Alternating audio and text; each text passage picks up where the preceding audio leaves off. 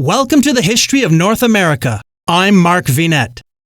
In early colonial Virginia, indentured servitude was the dominant form of labor. However, as more and more indentured servants completed their contracts and demanded land, planters grew concerned about the growing number of landless, disgruntled men. After Bacon's Rebellion in 1676, planters turned to African slavery as a way to secure a labor force that could never gain freedom. Let's learn more with the help of our friends at Khan Academy. There's one major event that historians tend to point to as a turning point in American slavery, and that is the rebellion led by Nathaniel Bacon in 1676.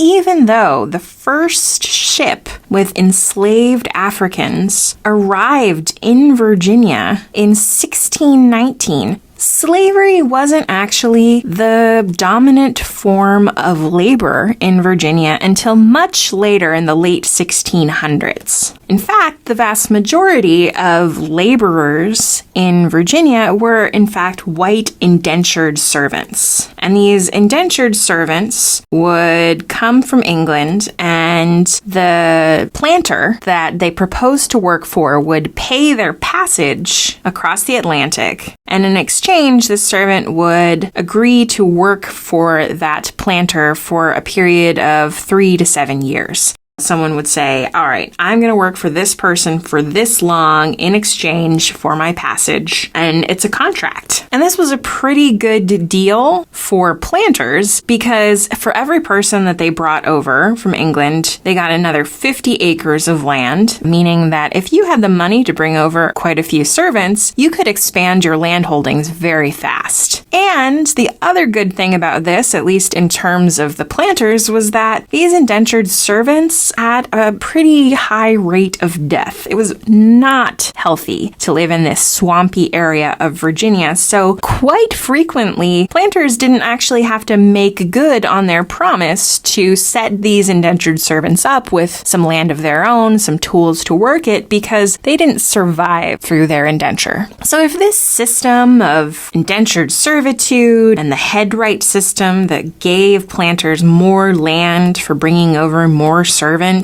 was working out so well for them, why did African slavery become the dominant form of labor in Virginia starting about 1700? Now, when we think about tobacco cultivation and later cotton cultivation in the American South before the Civil War, what we think of is enslaved African laborers. And indeed, by the year 1700, about 15% of the population living in Virginia was enslaved Africans, going from just a handful at the beginning of the century. So what caused this incredible transition in not only labor, but also racism to happen in early America? Well, there's one major event that historians tend to point to as a turning point in American slavery, and that is the rebellion led by Nathaniel Bacon in 1676.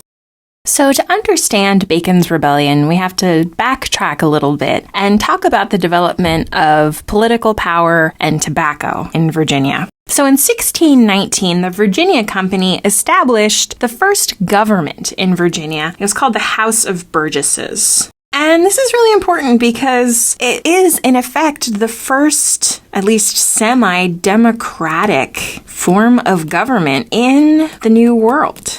In a way, it's like a parliament that was set up for Virginia so that they could debate local issues. And it's going to be the House of Burgesses and its later Virginia House of Delegates that ends up leading the charge for the American Revolution more than a century later than this. But as we think about the way that political power was distributed in Virginia, you can guess who might have a lot of say in the House of Burgesses, and these are the tobacco planters. So the government of Virginia, although it is a democracy of these landowning men, is still got most of the power at the very top. Because as we talked about in the last video, the power system in Virginia looked like a handful of planters at the top, a very small number of free white farmers who had their own land, but nothing like the gigantic tracts of tobacco plantations that the planters had. Then a whole lot of white indentured servants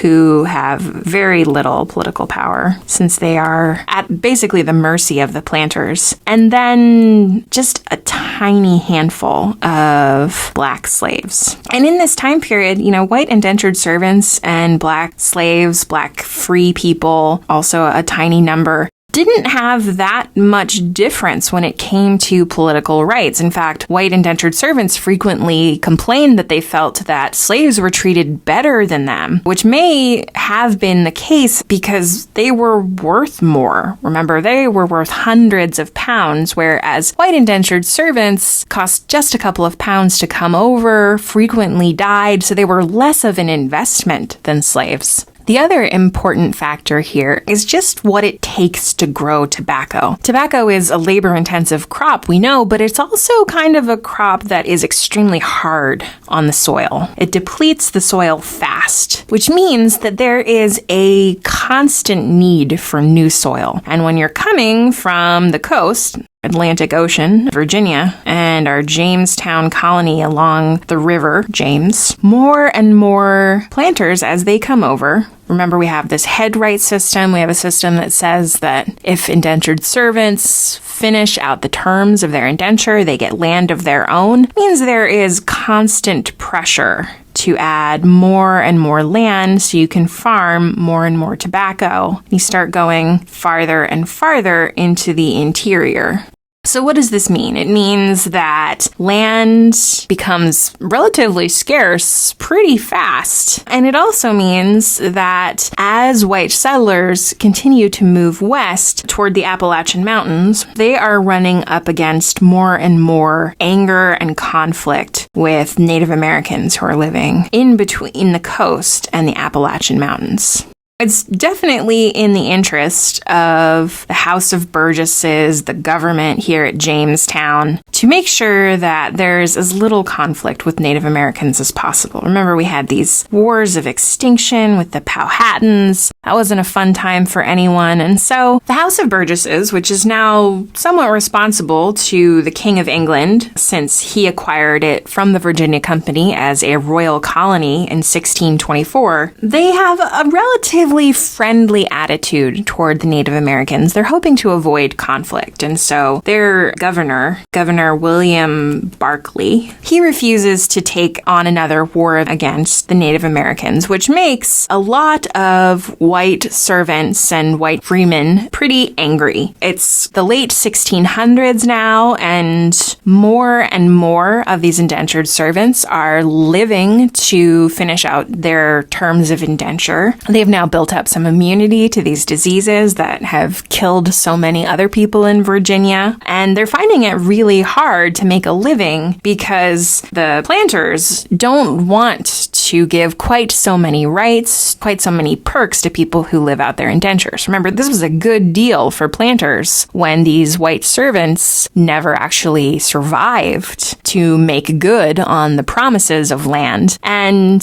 now that they are, planters don't want to extend them things like a promise of land because land is already scarce. So when servants are finishing up their indentures, they're finding it difficult to make a living. They often have to continue to work for the planter they had been indentured to for very small wages. They don't have land of their own. They can't get started. And this is a world composed almost entirely of men, so they can't even find women to marry. And I think if there's anything we've learned from U.S. history, it's that you never want a whole lot of unemployed, angry young men hanging about, because young men with a lot of time on their hands get up to trouble.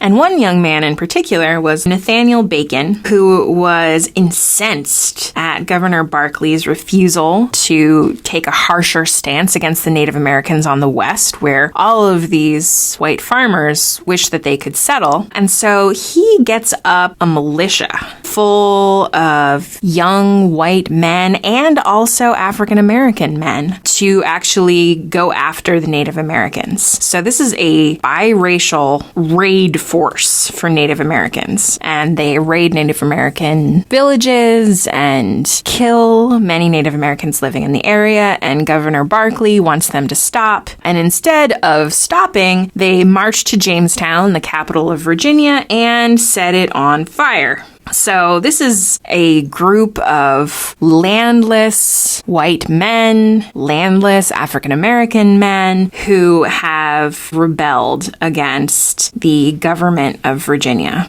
They run Barclay out of town, and it's hard to know where this would have ended because Nathaniel Bacon himself died. And he died of illness, like many other Virginians in this time period. So the rebellion kind of petered out without his leadership. But clearly this was a really scary moment for the House of Burgesses and for the leaders and planters in Virginia. And they started to think, well, maybe this indentured servitude thing isn't working out so well, because once these indentures are up, we've got this whole set of landless free whites who technically have the rights of Englishmen, but we have little work for them, we have little land for them, and it's going to end up with constant rebellion. So maybe we should think about a different source of labor, one that will never get its freedom. And it just so happened that there were many such laborers for sale on the coast of West Africa.